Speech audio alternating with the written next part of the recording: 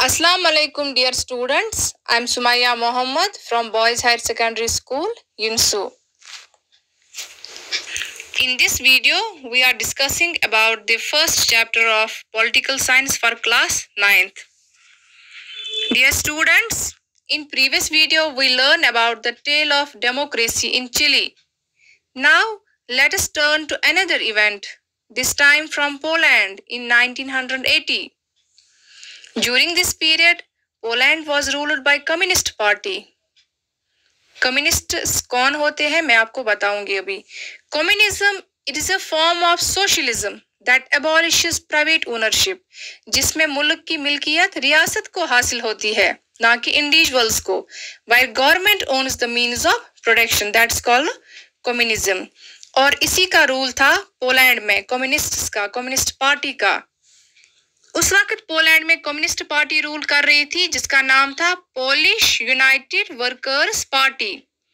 इसके अलावा वहां पे कोई दूसरी पार्टी नहीं थी और ना ही किसी को पार्टी बनाना अलाउड था इन पोलैंड. जो भी उनके खिलाफ बोलते उनको पुनिश किया जाता था. किनके खिलाफ? पोलिश यूनाइटेड वर्कर्स पार्टी के खिलाफ. Those who spoke against the leaders or the party or the government were put in prison. उनको जेल में डाल दिया जाता था. पोलैंड की जो गवर्नमेंट थी इसे कंट्रोल करती थी communist government of USSR. USSR मतलब United States of Soviet Russia, जो कि एक वास्ट पावरफुल कम्युनिस्ट स्टेट थी एट दैट टाइम. आजकल हम सिंपली इसको बोलते हैं रशिया. अब ये United States of Soviet Russia नहीं है. पोलैंड में सभी फैक्ट्रीज, शिपयार्ड्स मतलब बंदरगाह, वो जगह जहां जहाज बनाए जाते हैं या जहाजों की रिपेयर्स का काम किया जाता है उसको बोलते हैं शिपयार्ड्स. तो पोलैंड में जो भी फैक्ट्रीज थे, शिपयार्ड्स थे, बड़े बड़े बिजनेस एस्टेब्लिशमेंट्स थे, इन सब का कंट्रोल था गवर्नमेंट के हाथ में. प्राइवेट ओनरशिप नहीं थी वहां पे. अब एक दिन क्या होता है, एक औरत एक शिपयार्ड पर काम करती है, लेनिन शिपयार्ड पर, एक बंदरगाह पर एक औरत काम करती थी. She was a crane operator, वो क्रेन ऑपरेटर थी. इसे गवर्नमेंट ने बिला वजह जॉब से निकाला. तो इस शिपयार्ड के जितने भी वर्कर्स जो भी वहां पे काम कर रहे थे वो स्ट्राइक पर चले गए. इन्होंने काम करने से मना कर दिया और गवर्नमेंट को कहा कि ये जो औरत है इसकी नौकरी को बहाल करो.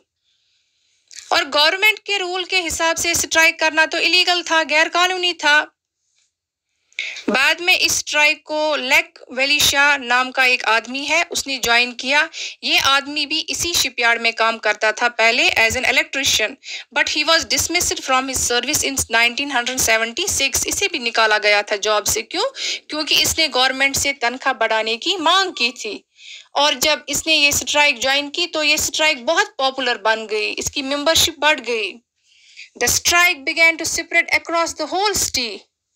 पूरा शहर अब इस स्ट्राइक को सपोर्ट करने लगा और फिर वर्कर्स ने अपनी डिमांड्स भी बढ़ा दी. जैसे कि वर्कर्स को ट्रेड यूनियंस बनाने की इजाजत दी जाए, वो अपनी ट्रेड यूनियन बनाना चाहते थे. प्रेस पे जो पाबंदी है वो हटा दी जाए, पॉलिटिकल प्रिजनर्स को रिलीज किया जाए. ये सब डिमांड्स अब रखी किन्होंने? जो ये वर्कर्स स्ट्राइक कर रहे थे पोलैंड में, इन लोगों ने डिमांड कर रहे थे release of political prisoners and an end to censorship on press.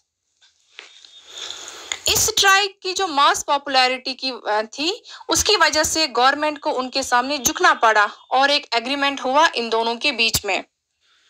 इस एग्रीमेंट को साइन किया लेक वेलिशा ने, जो कि अब इसका लीडर था इस पार्टी का. वर्कर्स की जो स्ट्राइक थी, इस स्ट्राइक का वो लीडर था.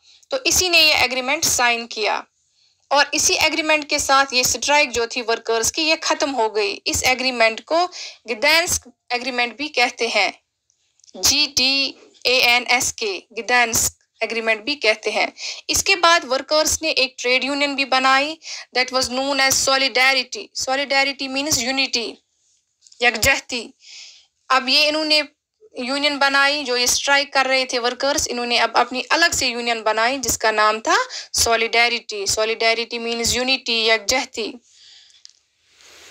ट्रेड यूनियन वर्कर्स का एक ग्रुप होता है. ट्रेड यूनियन जो इन्होंने बनाई सॉलिडेरिटी, एक ट्रेड यूनियन थी. ट्रेड यूनियन का मतलब ये एक ग्रुप होता है जो मजदूरों की प्रॉब्लम्स को एड्रेस करता है. We can define it like this. Trade union is an association of workers working for the purpose of improving the conditions of workers.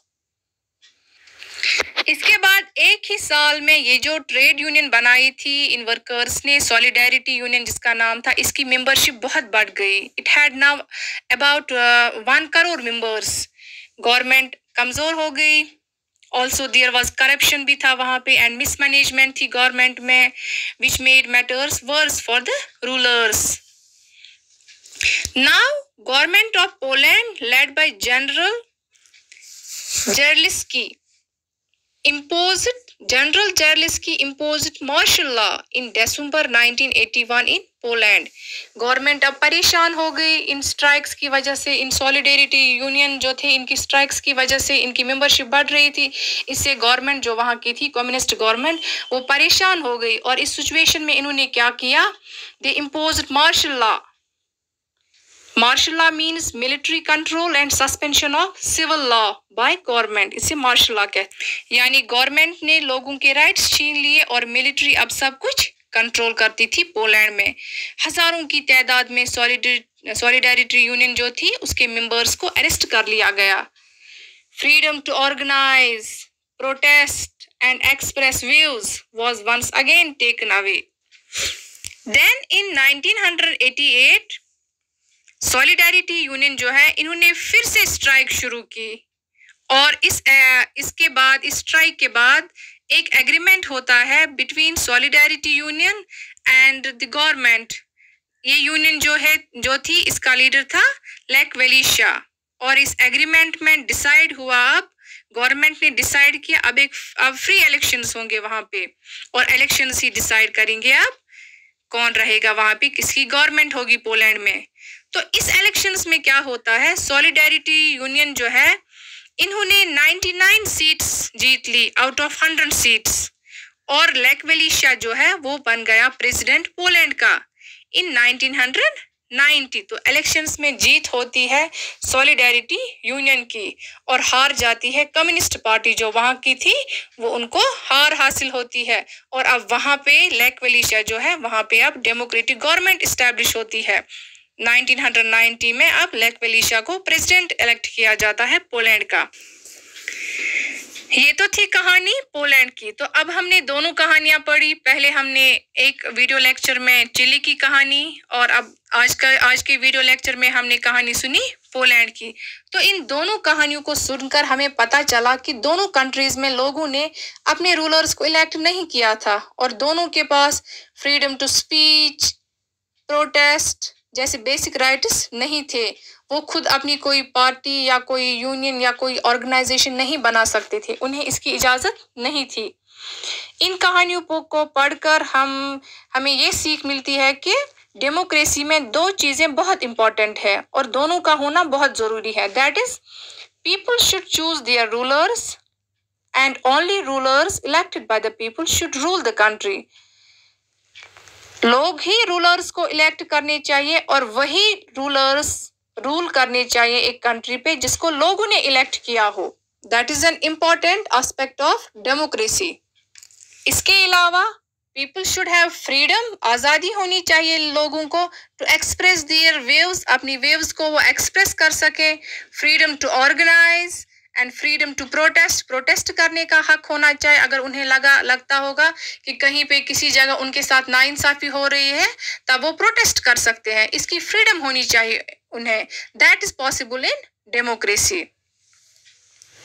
So dear students, that was all about this topic, 2 tales of democracy. और आज हमने कहानी पढ़ी पोलैंड की. Thanks and अल्लाह हाफिज.